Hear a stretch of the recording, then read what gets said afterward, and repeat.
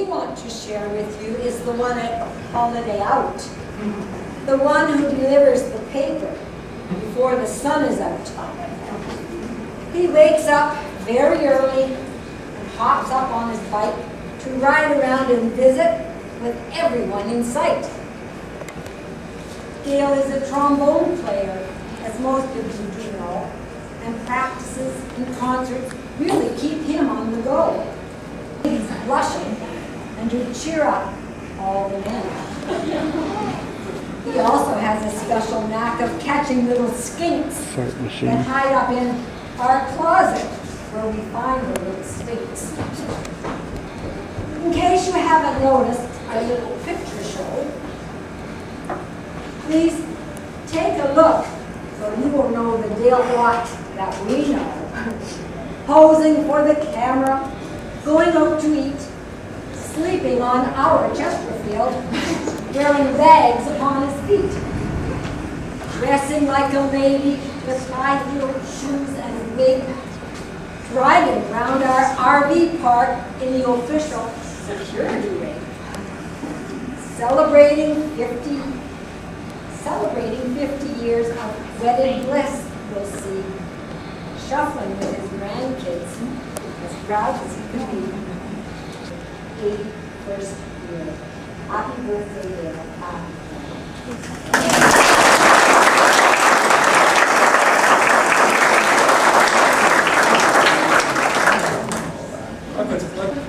Narrative, it didn't happen again, only louder. So then we were sort of confused because this was the first time I had come to Dorothy's house even. But we found out it was this guy with his remote in his house next door, tooting under Pat's chair. More fart machines. So then, from then on, everywhere you went where Dale was, or we were always checking under your chair, under your pillows, wherever you might get caught. So anyway, Dale and I, and Marilyn especially, know the Toronto Maple Leafs pretty well. In fact, we know they haven't won since 1974. And every year, we hope I get on the bandwagon and then I jump off right about soon. Because it's always under 500, but Dale sticks with them, and they watch them pretty well constantly down there. As long as we can get them on the TV, they're there to watch.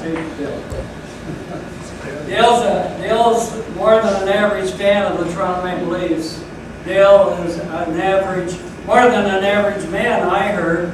I heard that an average man toots every 14 times a day, and Marilyn says Dale is above average.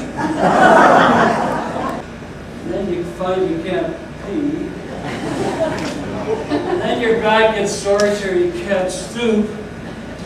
And then you complain that you can't poop. Soon your teeth go so you can't chew. And then your virility goes and you can't coo. Your poor old brain won't remember a thing, then you can't even hear the phone ring. Dale, we want to wish you a happy birthday. I want to thank Marilyn and the gang for having this big affair, and it was important for us to get here today. I'm glad we saw you. And I know there's a lady over there with a ukulele who's ready to do something here. So I'm going to call on Carol. Carol? Scott? Come on up, gang. Give them a hand, boys.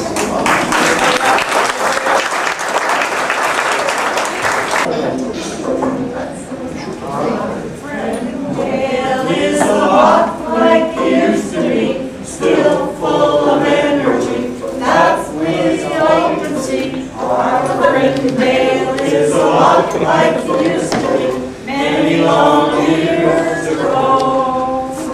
Though he may be old and gray, that sure don't get in his way. That's why we are here to celebrate the guy we're proud to know.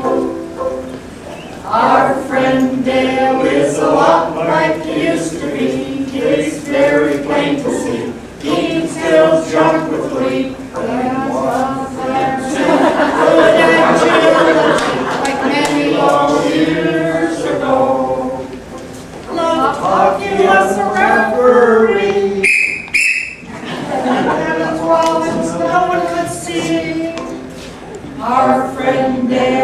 is a lot like he used to be many long years ago. Our friend Dale, he is quite a music man, loves his marching band, sing blue room all weekend. Play trumpet, now he lost his trombone, like many long years ago. His trombone takes to the top. Trombone takes him to the top, and we all enjoy him a lot.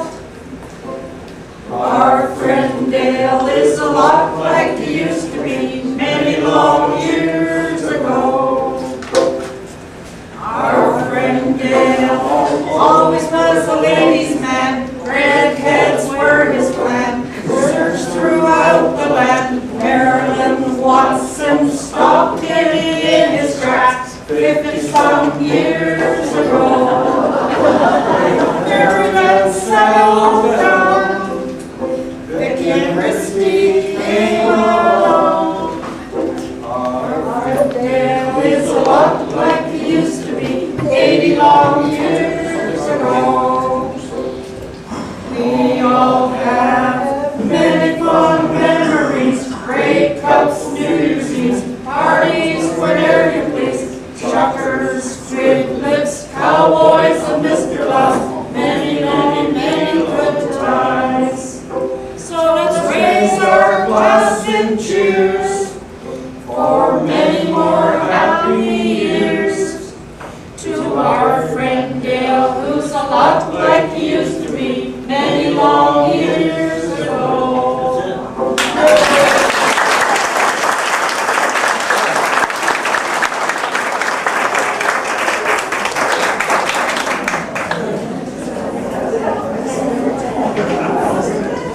That's good enough. Let's see, back in, hold on, let me figure this one out. 1956? 55? 89 years ago. This fellow played hockey with my husband, well, he was my boyfriend then, and somebody had to come with me because I was too young for the mates of the other men on your team. So I asked Marilyn. We're driving on our way up to Beaton. Didn't get straight yet. And all of a sudden, Bob says, Dale, there's somebody up here that wants to meet you. And that somebody was down almost under the dashboard. And she hit me. Well, I didn't do anything about it. I didn't know I was going to say anything. So that's when we met Dale. Right? And then Dale didn't come on board for a while. But then eventually down the road, after we were married, Marilyn and Dale would come every Saturday night to our house in Richmond Hill. We lived in Richmond Hill. And we'd sit and watch the hockey game. Dale and I would watch the hockey game. Bob and Marilyn slept. So I've known Dale for a long time, and he's been into, always seems to be part of our family. But sometimes I wonder. But yes, we did have, we've had a lot of fun. They came and worked with us upstairs in our house for a couple of years, and then when they got building a house in Maplewood. Times I remember they moved in, and then another day when we were sodding the yard. We had, it was party time then, that's all I'll say. But anyway, we had some good times there.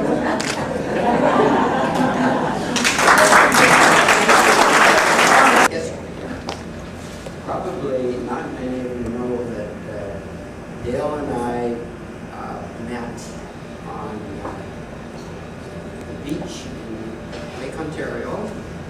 How old were you? You're older than you.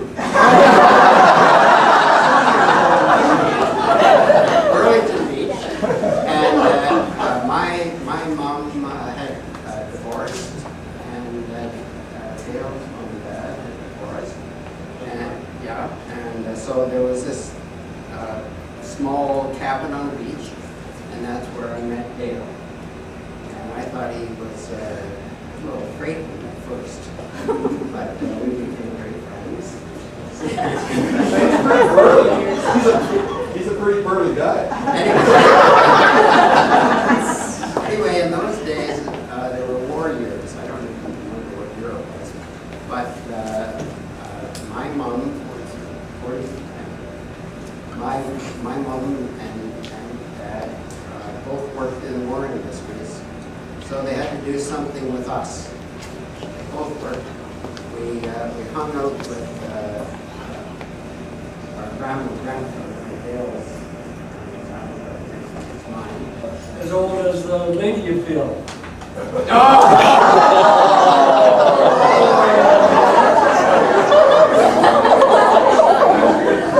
One big thing to do here, unless anybody wants to speak, we have a couple of people that need to cut a cake. I think this is the appropriate time. Come on up, Marilyn, and you and Jill can share that mic. I think it should probably stay here. Do they want it moved?